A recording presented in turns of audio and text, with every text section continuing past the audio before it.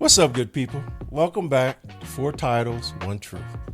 This episode is about the men who came before us, the ones who shaped us, challenged us, and in many ways still walk beside us today, even after they're gone. Yes. So today we're talking about our fathers. Because when we lost our father, we didn't just lose a parent. We lost our hero. For sure. Hey, let's get into it. Okay. What is one memory of your father that never fades? The best memory, of course, it has to do with McDonald's. So my dad used to play recreational softball. Mm-hmm. And Joker was a power hitter beyond. And so I was at a softball game with him. And they had won, and they did some good things. And after the game, we started walking towards the car. And the car was, for your imagination, it was out past left field. That's where the parking lot was. And so it was just me and Dad, and we started walking towards the car. But one of his teammates came up, and they was talking. And I was like, okay, we just keep going. He was like, no, go ahead. He said, take off running. I'll catch you. I was like, what? Shoot, I thought I was fast, boy. So I just take off running. And I look back, and he's still talking. And then it's like I'll probably say it's about 100 yards, 150 yards to the car. And so after I did that one time look back, I was like, shoot, I was probably about maybe seven or eight. So once I did that one time look back, I was like, golden, got him, right? So we used to say booking, I'm flying, right? And then all of a sudden, I just hear, and I'm like, I can't look back now because it's too late. I'm already winning. And the car is still about maybe 50, 60 yards away. So I'm running my fastest, trying my best. And if you ask me, I was Flash. You know what I'm saying? If somebody would have blinked, they would have missed me. So anyway, I keep hearing my dad getting closer and closer. I'm like, what in the world? But I'm still going, and that joker tries to hurdle me while I'm running and while he's running.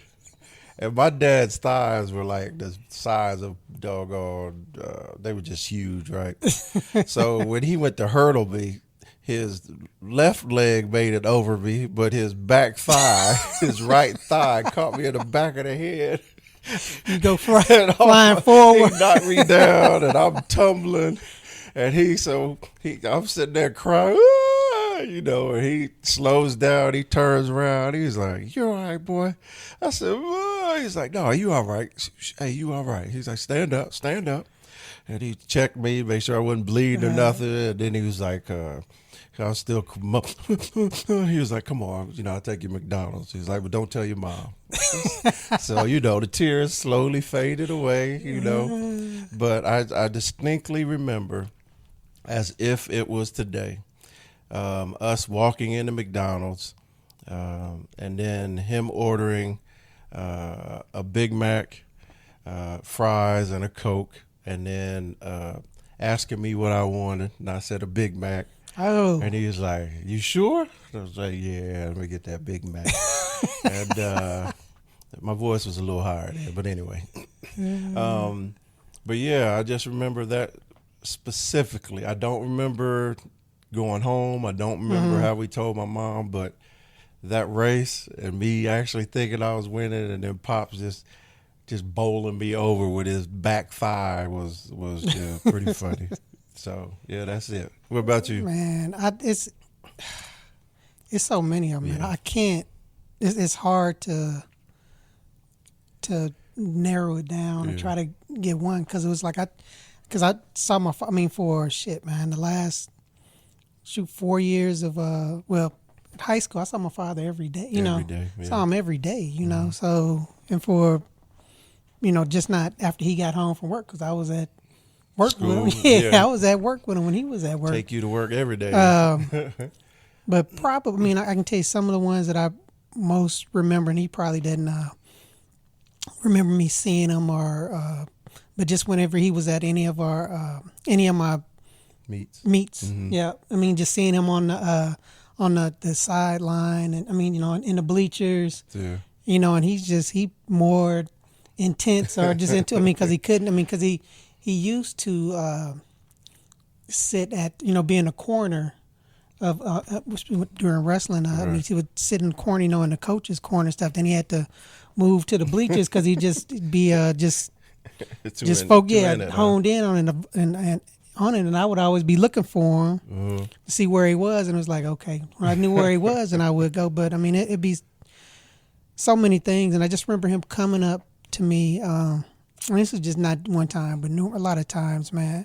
Probably one in particular was at state meet. I had just lost in the semifinals. Okay.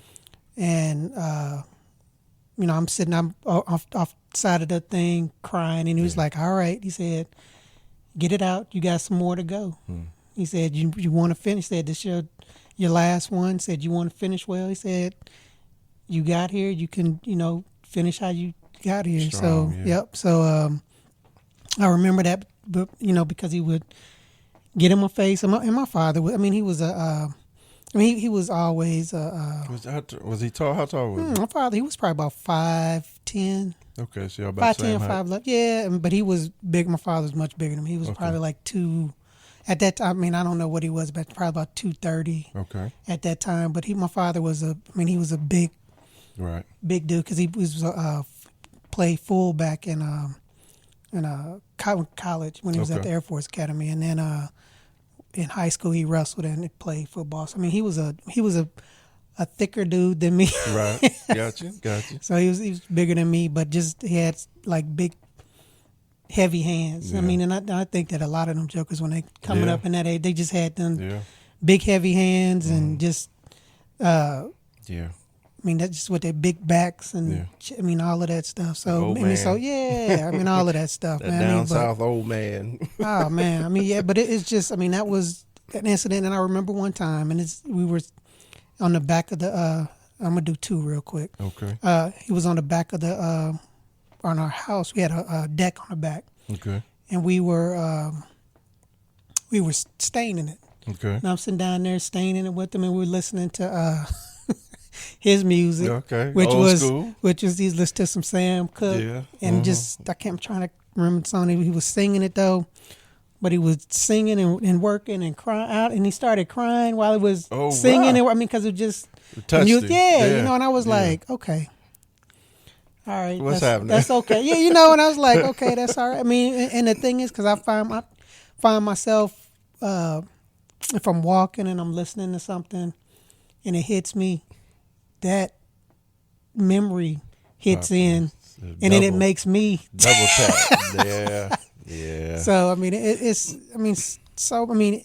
I mean, I remember the times that I got my butt beat, and another one of the. I know that's a bunch. One of the things he said. I don't know if I told you this one or not, but I was in the elementary school. I'm trying to think what grade I was. It's probably like the 3rd or 4th grade or something like that. Right. We would go to the bathroom, and I went to a Catholic school. In a Catholic school, we had carton of milk. Okay. Take the carton of milk, and we would throw it against the wall, and it would explode because there wasn't any windows in there, so the echo and all of that stuff. So we did, a huge mess. Boys. We did that, and thought we got away with it. Yeah. But one of the guys that was with us snitched. Yeah, he broke. He broke. But I'm still sitting there in denial. Yep, I was like, nope. So they call him, and he knows. Get home. And he said, "Did you do such and such?" And I'm like, "Yes." He's like, "Well, why'd you lie?" He said, "I can't have you lying on my name." Right. He said, "So that's why you got to get this butt whooping." He said, "Because I understand you throwing, I was a boy. I understand what boys, I understand what you did, right. And I could take that." He said, "But you lied. You said you can't lie. You can't be lying." So, right. So I commenced to get my, yep. So that always is in my head for things. But yeah, I mean, so many lessons. Yeah. So many lessons, and how to just yes. Yeah, just the raising you. Yep. So this is another one that you got me thinking. So my dad, like I told you before, he used to work like, he wasn't an 8-hour guy, he worked at a steel plant. And so he was working 16 sometimes. Sometimes 18 hours, depending on what he was, what he wanted to do to get that money. But so no matter when he worked, except for, of course, overnight, we call it midnights, he'd always sit down and watch sports, whether it be the news and catching up on the sports or watching a game or whatever. And growing up, my main interest was football. And I remember, so we used to have a pull-out couch downstairs. And sometimes my mom would agree and let me sleep down there. But while I'm asleep down there, my dad would be there watching TV in his chair, right? And so I used to act like I fell asleep earlier, but then I'd be like, I'd be laying in like an athletic, like I was the running back, you know what I'm saying? Like, so in my mind, he'd look and see, look, that's my boy. Look at him. Look at him. He's sleeping like he throwing a football, stupid stuff, man. But I used to consciously do that, man. Just like, I wonder if he notices. Because no matter what, and I know you'll say the exact same thing,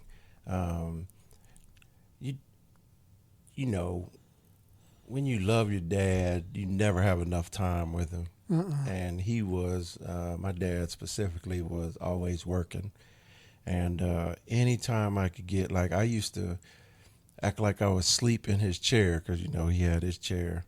And every time he'd come home, grab me by my waistband and pick me up and throw me on the couch. You know what I'm saying? Just stuff like that. So just ridiculous memories, man. So crazy. All right. So how do you think your father influenced the man you became? Oh, yeah. Limited to 10 ways.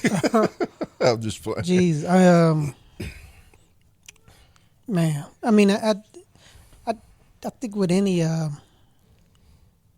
most, but that's, I mean, you look up to your father, and you want to emulate how he was, what he did. I mean, and then I was fortunate to grow up with all my family there, right. My uncles and aunts, and I mean everybody there. That my father was the oldest, so he helped raise those, some of those guys. So just seeing automatic respect, seeing the respect from the family, then also seeing respect from people who he taught when he was a teacher, before he became an administrator and stuff.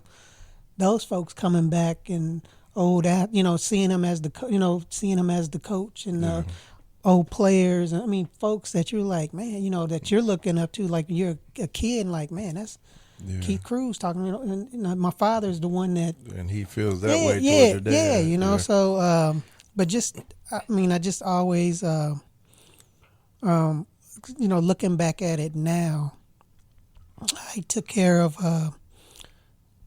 family. I mean, just selfless. Took care of family.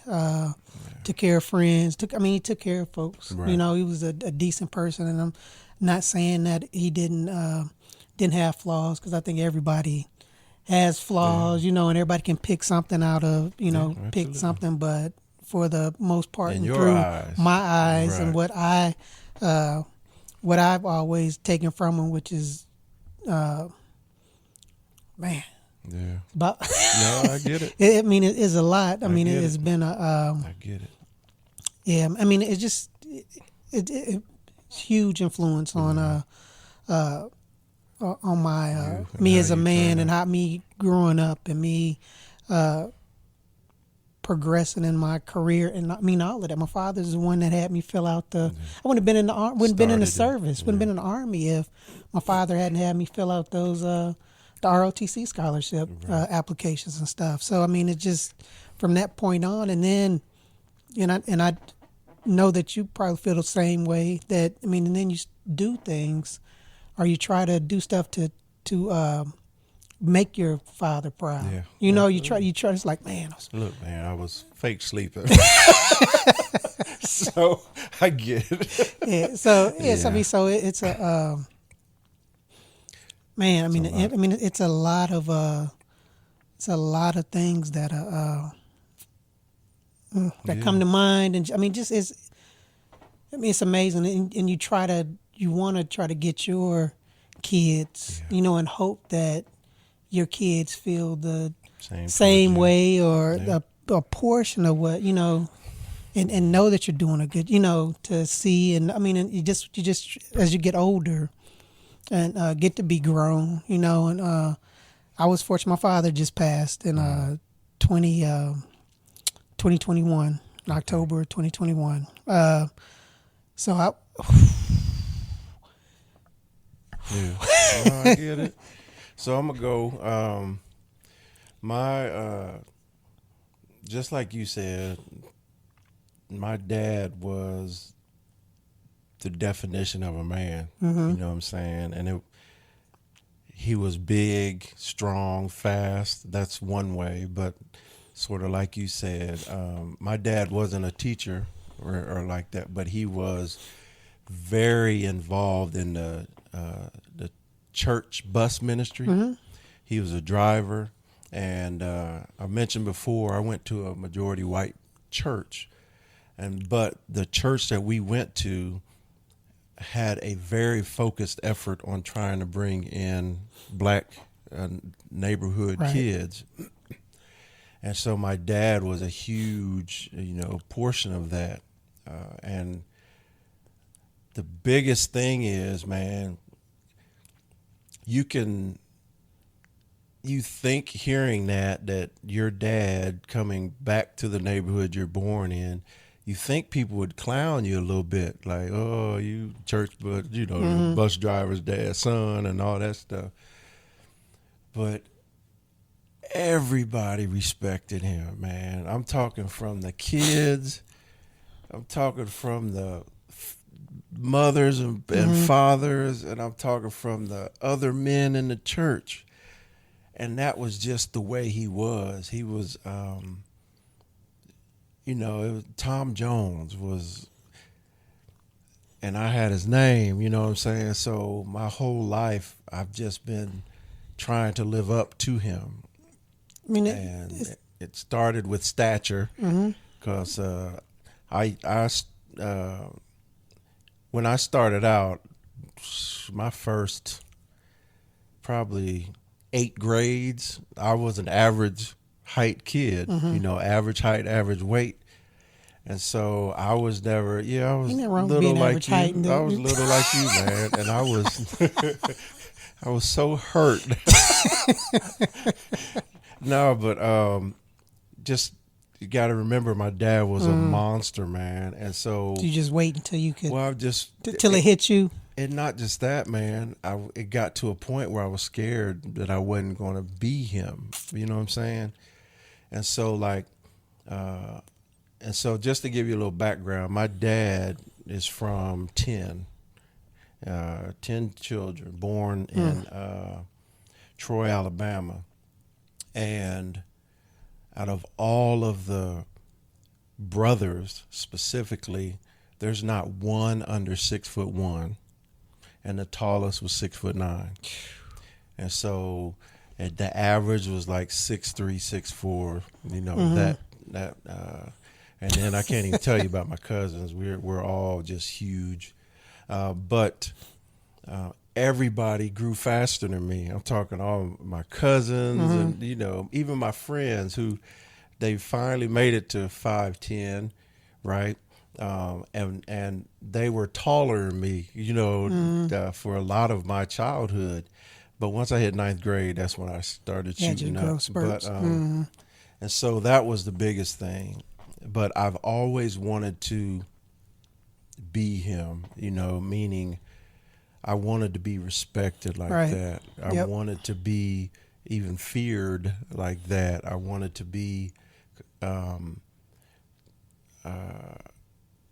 just everybody liked him, man, and no matter how, and I've said it before, he could come to you and tell you your baby's ugly and nobody would hear that. They'd say, that's Tom Jones. Boy, Tom Jones crazy. And it wasn't like that fake respect. And here's how I know, because my dad died April in 2004. And at his funeral, just hearing people back to back to back, and I'll tell you a quick story about his funeral. So I was on guard at his funeral because I was trying to make sure my mom was okay. And so she sat down in the second row. Yeah, not the front row, the second row from the casket, because they normally leave those open. But because I was standing guard, the row filled up. So I didn't want to be away from my mom, so I sat in the front row. And my dad's casket, if you're looking 12 o'clock where I was sitting, my dad's casket was at 1. And within 10 feet from me, maybe even closer. But anyway, but to just hear everybody just get up and talk about him, and get up and just hear the respect they had and the awe that they had of him, man. And me sitting on the front row, and just because my dad, he'd compliment me, pat me on the back, but he was never overly, you know what I'm saying? And just attribute it to where he was raised. Because his father, he was the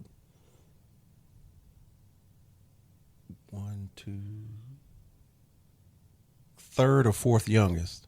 Okay. Yeah. So he was at the bottom of the totem pole. Okay. And so he had all those brothers and sisters above him, and there was a natural disconnect from the father specifically because his dad worked and all that.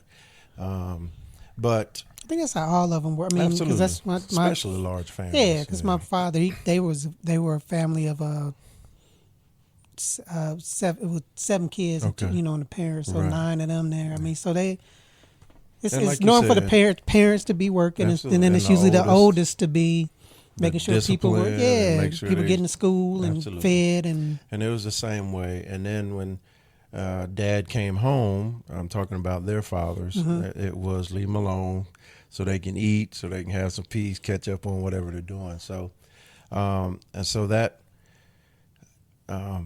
without a doubt, I knew my dad loved me. And the reason I knew that is because he was there every day. Yep. Right. So that was never a question. But what I wasn't used to was the pat on the backs and the super I love yous and stuff like that. Yeah, I mean, I know Yeah. I got that from my. I got that from my dad just because Yeah. I think we were super close through Yeah. high school. 'Cause my older brother is 5 years older than me, Okay. so he was gone out the house. Right. My sister is 3 years younger than me, Okay. but her and my father got really close Yeah. after You I left, was gone. Yeah, so I mean, my sister will, she'll cuss you out. Try to say anything bad about my father. Yeah. And it's the same. I was the baby, and I was his only son. You know what I'm saying? So, but just to go back to what I was saying, at the funeral, just everybody just first talked about how much they respected him, how much they loved Just the him, admiration. how much they I mean, admired I'm him. sure it's probably from not just. I mean, my Everybody. father had white folks. That's what I'm saying. Hispanic, And that's- everybody there, Everybody. and it was just like I didn't know that. It's just where it sets in then. And then on top of that, as soon as they said all that admirable stuff about him, then they talk about how proud he was of me and how much he talked about me and from my sports to joining the military and the pride he had of me serving. And, hearing all that stuff, I just broke down, man, at the funeral. And so I'm there protecting my mom.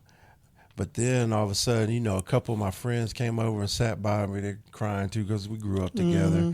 But all of a sudden, I feel a hand on my back, just rubbing my back and patting me and whatever. And this whole time, I'm like, it's probably one of my friends or whatever. And then I finally get myself together a little bit and sit up, and it's my mom rubbing my back. And guess what? Start crying all over again. So that was tough. But my father influenced me clearly by being who he was, and then me trying to emulate that. Yep.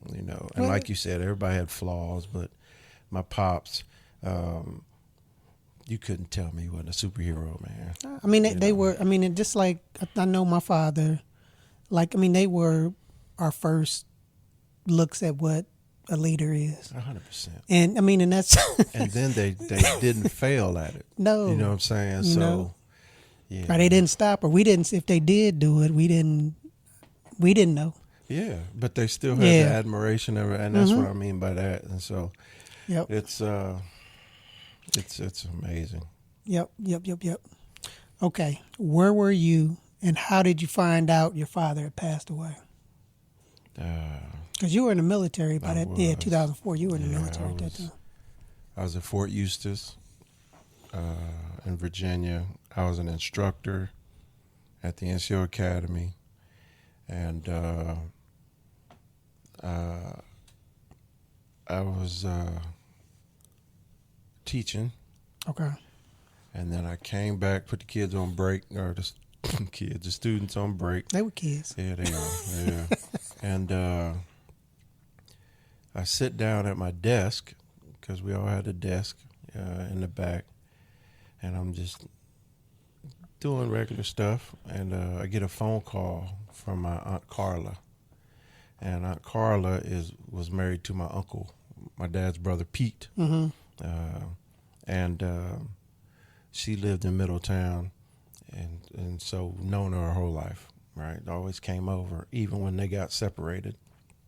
My Aunt Carla came over for holidays, and I always, reached out.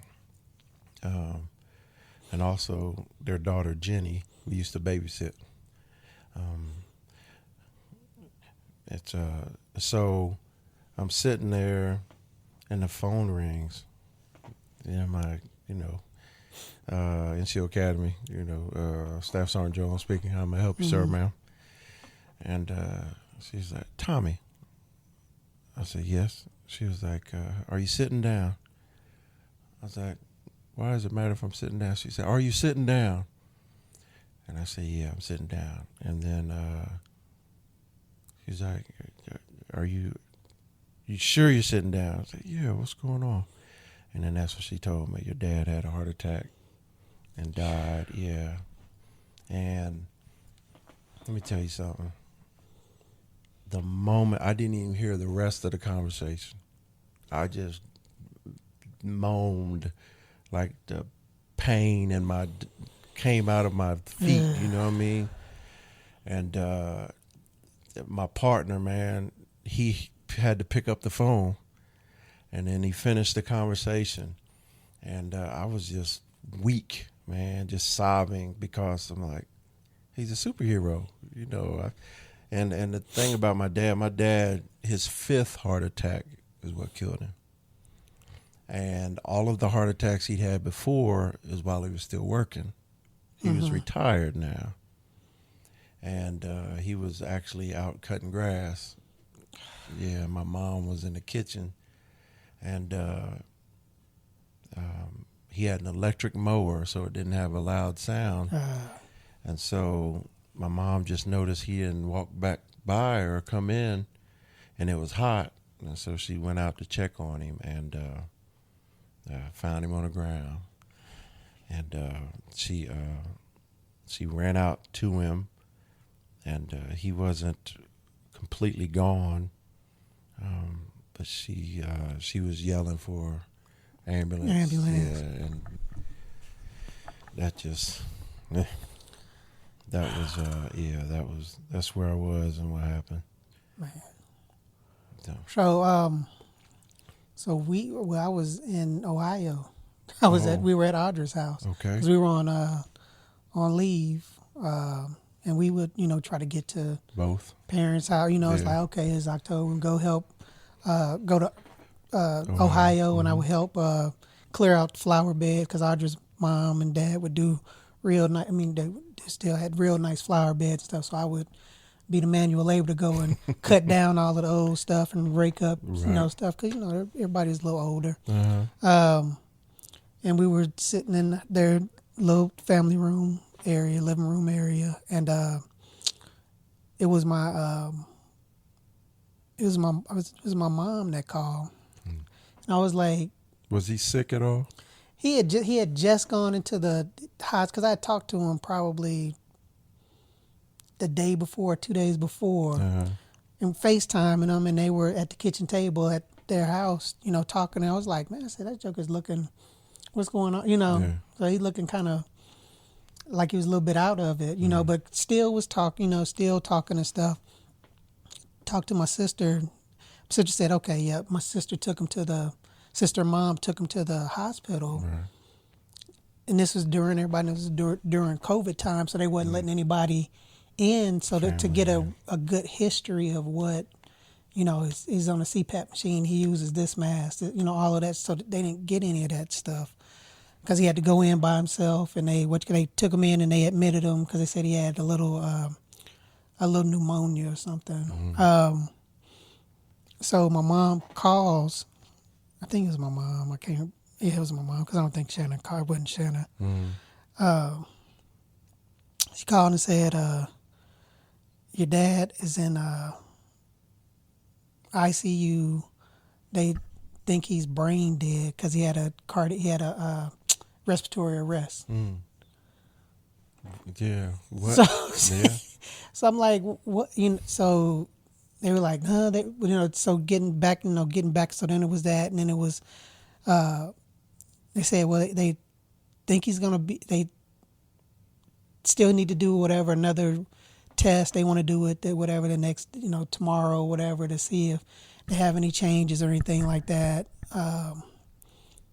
So I was like, okay. So we ended up going because we were going back to Virginia the next day. So as soon as I got back to Virginia, I put in leave to go home to Illinois to be there. So when he finally passed, I was there. Oh, you were. So I was able to go up to his, but he wasn't speaking or anything. And they were just, that's the sad thing. It was just like, it wasn't him. Yeah, it wasn't him. It was him, but it wasn't him. But I was able to be there, lay hands on him, give him a kiss.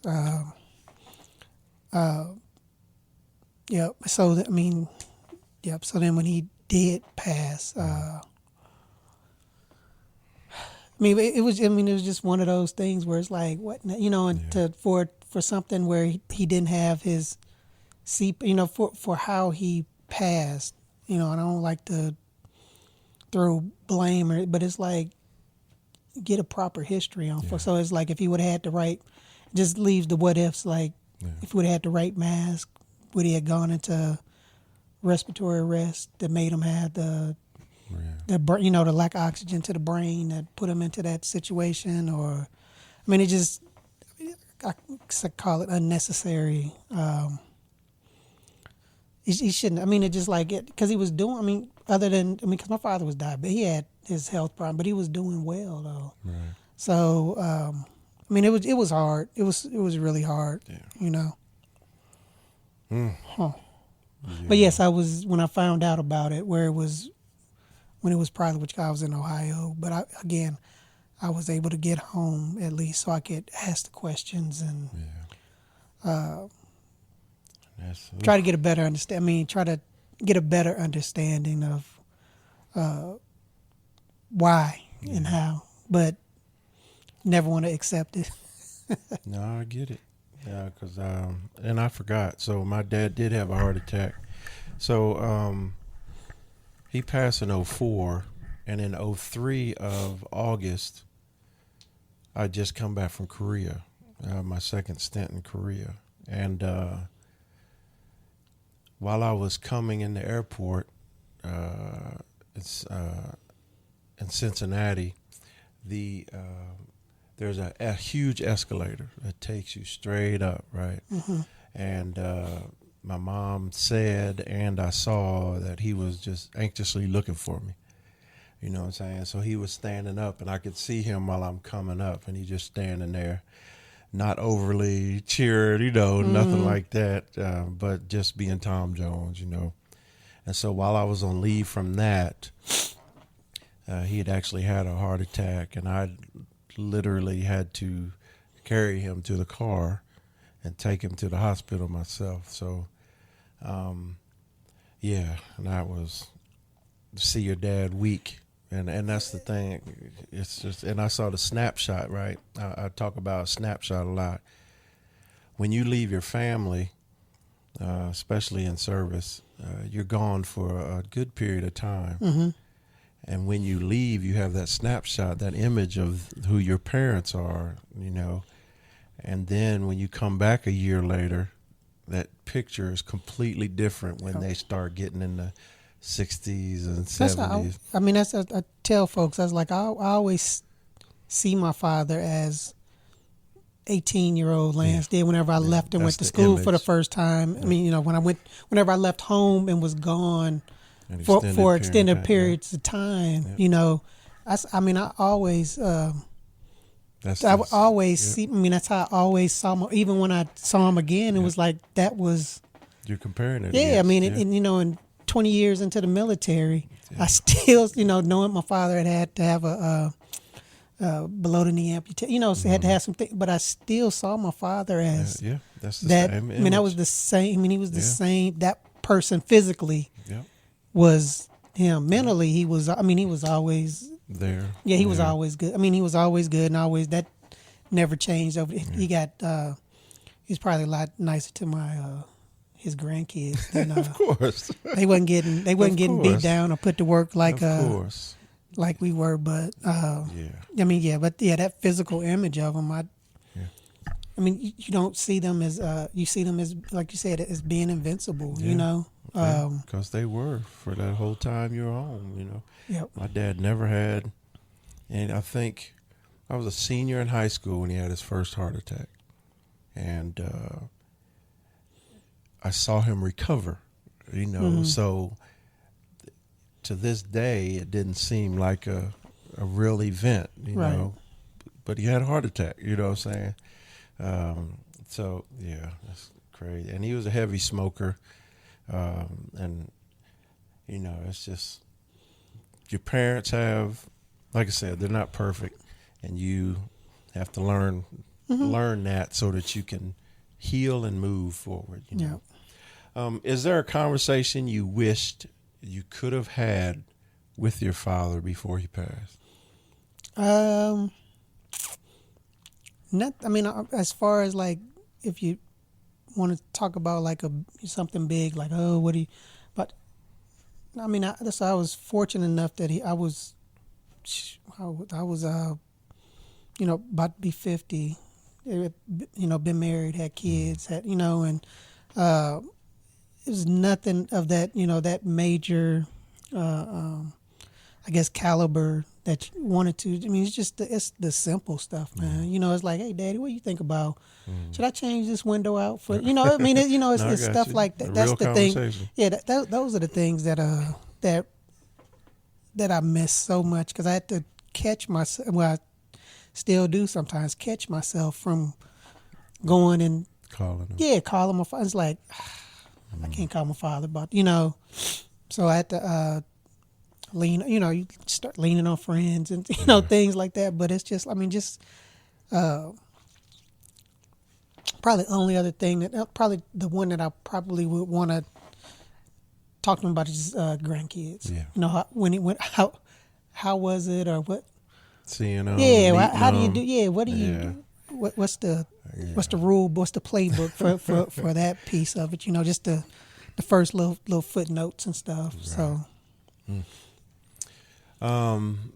So mine's a little different. In 2004, I was 30 something. yeah 32, 30 something. 34. Yeah. So and once again, like I'd call home, my dad would say, "Hey, how you doing, boy? All right, your mother wants to talk to you." It was that type of conversation. So my dad and I, we didn't really have real conversations outside of lessons, talks about that or sports. But something changed. Like I was stationed at Fort Knox, and my dad came to visit me. That's never happened before, and it was just him. He drove from Ohio down to visit me.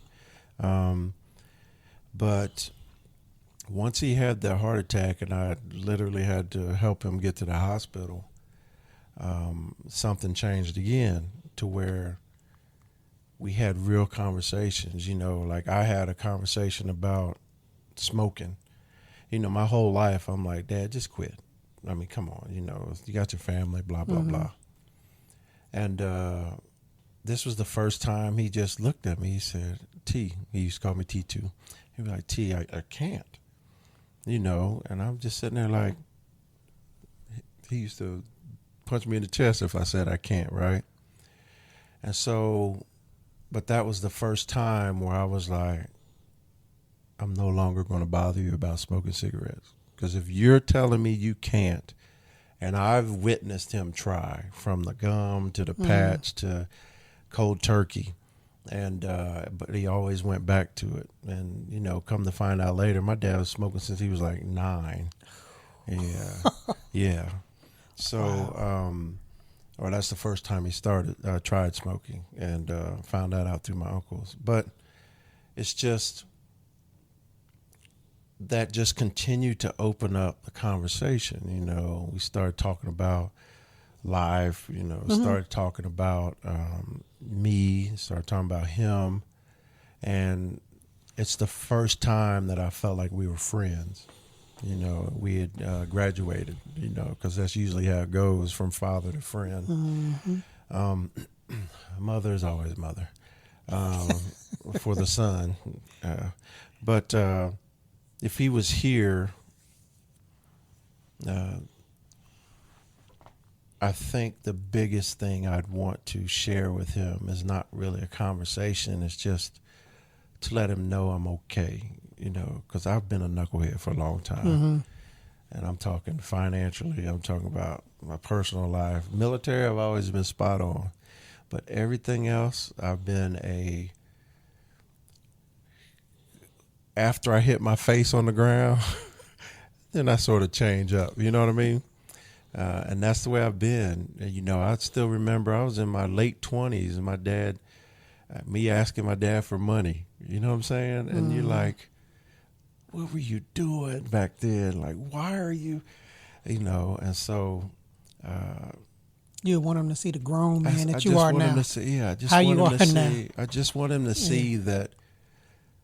And I heard my family and I heard the friends and all that talk about how much he was proud of me and stuff like that. But I just wanted him to see that, I stopped being a complete idiot, and then I made something of myself. Like, Oh yeah. I can't explain how much I could have him there when I got pinned Sergeant Major, just to let him see and understand what that meant in the military and the percentages and all that stuff. To hear him as my boy's a sergeant major, that right there is something I wish. And then he never got a chance to meet Nikki, because when Nikki and I first met was in '99, but like I said, it wasn't no real relationship. And so there was never a thought of her going home with me or me going, home with her, blah, blah, blah. But it was Never got a chance to meet Kaylin. But he did get a chance to spend time with Jalen. That's good. So that's something that softens my heart. But yeah, I don't think I have. I mean, outside of what I ask my mom on a daily basis is basically, let's talk about your uncles and try to get that family lineage and just to understand a little more about the background. But that would be. I think that would be the gist of it. Would be just trying to let them know that I turned out okay. I understand that. Yeah. Yep. All right. In what ways are you different from your father, and in what ways are you exactly the same? Exactly the same is easier. I'm my stature finally caught up, height and weight. So now when I'm with the Jones boys, I fit in very well. Athletic as he was, boisterous. He wasn't. I think I may be a little louder than him, meaning my conversation and all that stuff. His voice was way deeper than mine. That's a difference. He had that deep voice. I never had that. Probably until I was like maybe 12, when people would call our house, they'd call me Mrs. Jones. I still get called Audra when everybody calls our house, but that's okay. Well, thank God I grew out of that. Now other people. So, but the street smarts I gained from him because I wasn't really in the streets as a kid. I got to high school, I got out a lot more, but my common sense, I guess we'll say, I got from him. Now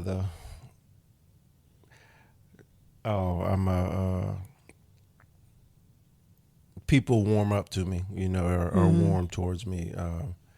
I've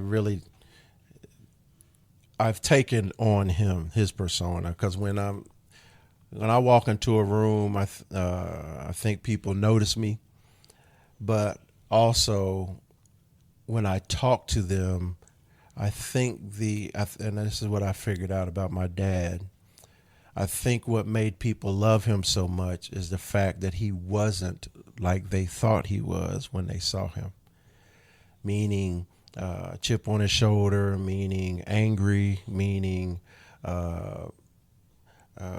argumentative. Wasn't a big angry black man. Wasn't a big angry from when black they saw man. him as his appearance. Yeah, absolutely. And he also didn't take himself too seriously. So, and I do that a lot, to the fact where people pointed out that the reason they're okay with me is because they realize that I don't take myself too seriously.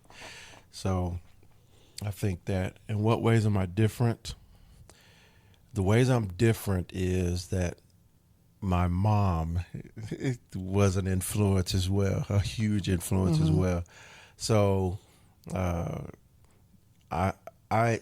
if my dad is a sword, I'm also a sword, but he was much, much sharper, right? In so many different ways when it comes to feelings and emotion. And because of mom, I'm a little softer. I can be sympathetic and empathetic because I really do take my emotions and feelings and try to blend them into every scenario. Okay. Because of my mom, I take on that. Well, let's talk about it, stuff like that. So you're more compassionate. Oh, yeah. It's easier for you to show compassion. Yes. Yeah. Because I didn't have that chip on my shoulder than my dad. My chip was much smaller than my dad's. Because my dad's chip was a country boy, a black country boy from Alabama, 2 generations removed from slavery. You know what I'm saying? And the chip on my shoulder was I'm not big enough yet. I'm not tall enough yet. I'm not fast enough yet. So those are things that I was able to overcome because I didn't have the black. I didn't have the that experience. Yeah, and he was the way he talked was Alabama, So being in Ohio, a lot of people could have just made fun of him for that, but he was just completely himself. So I would say the biggest difference between me and my dad is my mom's influence on me. Yeah.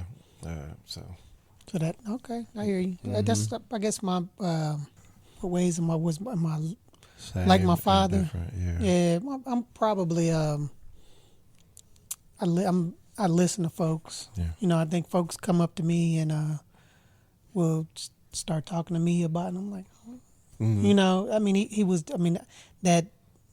That's a like. Yeah. Okay. I mean, like that being able to we call it that magnetism, where people just can come to you and talk, and you can listen and go, yep, you know, and get some stuff out. And they leave like you're a friend. Yep. Yeah. And I know that I know I got being that caring, and I'm able to show that or express that my feelings and stuff. Did you got that from? Yeah, I got that from my father.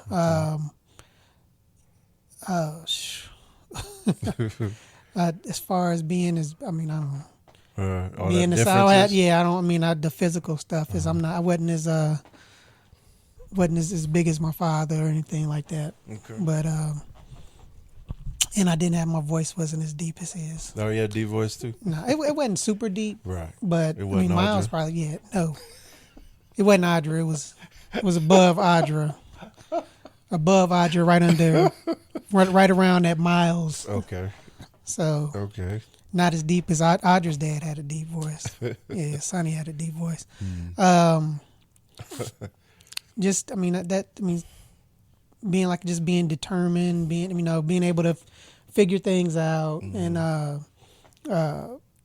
enjoying those things. I'm probably most like him. Ways of probably that we were different. I'm probably my father was probably more.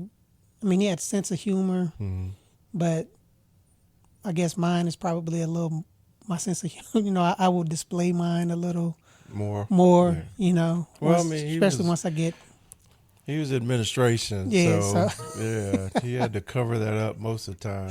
We had that, and then I've learned how to some of the things that like he could come out, and he was a little better at coming out and talking to, being able to the small talk and talk to folks. And I'd learned that over the course of growing up and how to talk in a group and all of that stuff. Just because it's just like I don't do that. I'm not doing any of that stuff. And he could do that, and then just being just a natural leader, and being able to turn on. My father could turn on that mean streak, like fire. And I wish that in sports and stuff. I wish I would have been able to do that when I was younger, right? Because it's just, but he was able to be. He could have been the nice, just everything, and then. Yeah, be able to turn it on, and snatch somebody up real quick. Yeah. So, but that's a hard one to try to decipher. It would take somebody else to go. Nah, because most folks would be like, nah, you're just like your dad. You're just like your dad. And it's just like I don't feel like I'm just, don't feel like I'm just like him. I try to emulate, and try to be like him because I thought that. That's how you were supposed to, how you're supposed to be, and that's how, that's. I'm the same. Everybody says, like my aunt, I have an Aunt Gail and my Uncle Pete. They're the only two living brothers and sisters left from my dad's side, and every time I see them, they're like, "Oh my God, you look just like your dad," and to me, that's cool because I always thought, like I say, it's a superhero. And then my mom always says it, just like your dad, sometimes without a head shake. She says I'm hard-headed, stubborn like him, but I still say that she softened that because I'm not as. Not as. Yeah. It's there, but not as. Yeah. But I think people, because Dad was the same way, great guy, all this stuff, but don't cross him. Not because he did anything to put you in that zone, but Lord, and I think I have that as well, because I haven't been tried too much in my life, and it's an honor, to be able to when people sit there and say I look like him or I act like him or they see him in me, that just fills my heart. I mean that's that makes me, man. Yeah, that just makes me feel like, man, I've done what I was supposed to. Yeah, proud, and that's what I mean. And that's what I'm so so glad and so fortunate that my father got to see me grow and saw my career. Family. He got married. He knew my wife from before she was my wife and helped me.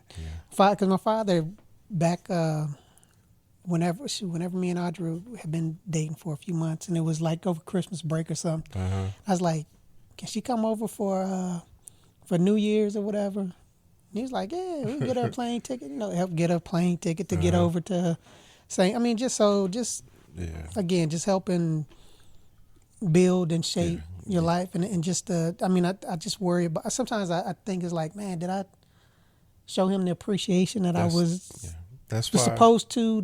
How did he? Because that's why I know that he was super proud of me, because I know my mom would tell, if I would say, man, your dad is so, right, and then I know that whenever I got my promotion to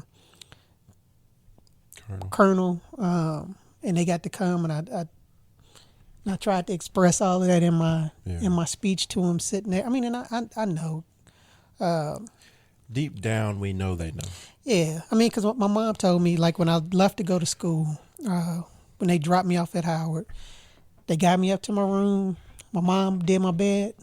Then my father just rolled out. Yeah, he rolled out, and I'm sitting there crying, and my mom is hugging me. It's like, it's going to be okay. We were, and I'm sitting there crying and stuff. So I'm thinking, this was for years. I had no idea. He just left. Yeah, he just left. Your mom said he was crying all the way down Georgia Avenue when the thing. He said, don't let nobody tell you that he wasn't. I was like, well, so it's just I always again, like I said, I always wanted to honor him by doing my best, and just trying to show out and say, yep, this is how we do. This is what you raised, and this is how I'm gonna represent. Did good. Yeah, you did good. No, that's so. The day I knew, without a doubt, that my dad cared about me, I was in 9th grade, and I would play defensive back on the high school team. I was on the freshman team. I wasn't on varsity or nothing. And I got an interception, and I was taken off to run, and I stepped in a mole hole. And twisted my ankle. And I remember yelling. I remember crying, but I also remember my dad was on the field with me. And I didn't know what happened, but my mom told me that the moment I went down, he jumped over the fence and ran out on the field. And that's where I'm like, and then to hear people talk about it all the time, that's how just know that I know that he loved me and he was proud of me. And he was just, like I said, superhero. If I was to describe what a man was, I would tell you everything about Tom Jones. Everything that I know about Tom Jones, including faults, and everything, because he was. Yep, it's like what makes you.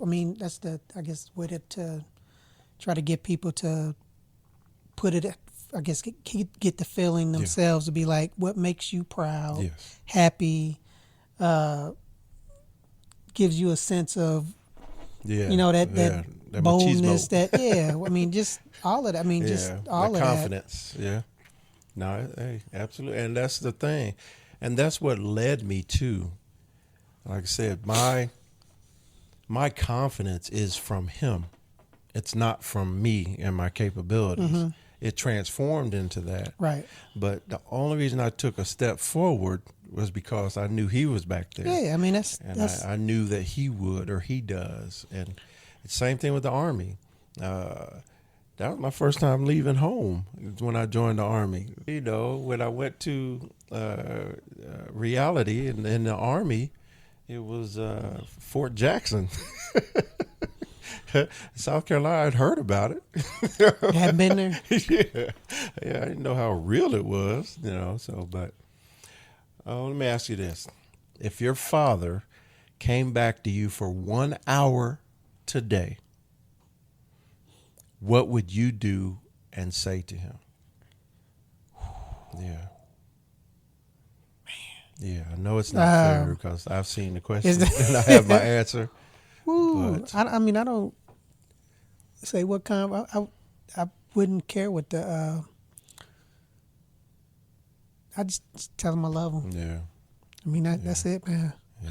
Give him a hug, tell him I love him, and then whatever we could talk about or do or whatever in that time, that's what we would do, man. It's just, because it's like because when I go home, I'll go into my mom and dad's closet and go over to, his side of the closet, and I can still smell his cologne Irish and stuff Springs. Like that. Yeah, I can still smell that stuff. Yeah. So, I mean, and that triggers trigger stuff. But, just to tell him that I love him and appreciate everything that he did for me coming up in the support. So I walk past older men and smell them, and I'm like, and I get like, Joker smell like my dad, and I'm like, what in the world? So if he came back for an hour today, the first thing on my list is introduce him to Nikki.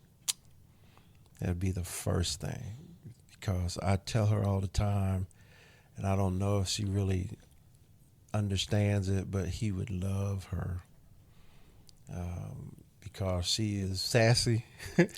She has a sense of humor, and she's strong. And I know for a fact that he would love her more than me. He did a good job. That's my father. Yes. I understand that. So that would be the first thing. And then the rest of the hour would be us all just together and listening to him tell stories about me to her, and just getting filled up with them two having time together. That's my one, wish if I could make anything happen. So that's a good one. Yeah. Thank you for listening to another episode of Four Titles, One Truth. Now, if this episode hit home for you, we get it. I'm sure y'all see we get it. Today is a couple of times that Tommy had me about to break down, but that's okay. It's okay, especially for this one. Yeah. We want to hear your story too. So let us know, because I want to know what your father meant to you. And you can still find us on Instagram, on TikTok, and even watch us on YouTube. On the YouTube at Four Titles, One Truth. So just do us a favor. Just check us out. And if you haven't yet, please rate us, review our show. Yeah. Once again, thank you for joining us, and we'll see you next time. And as always, y'all, let's keep the conversation going. Peace.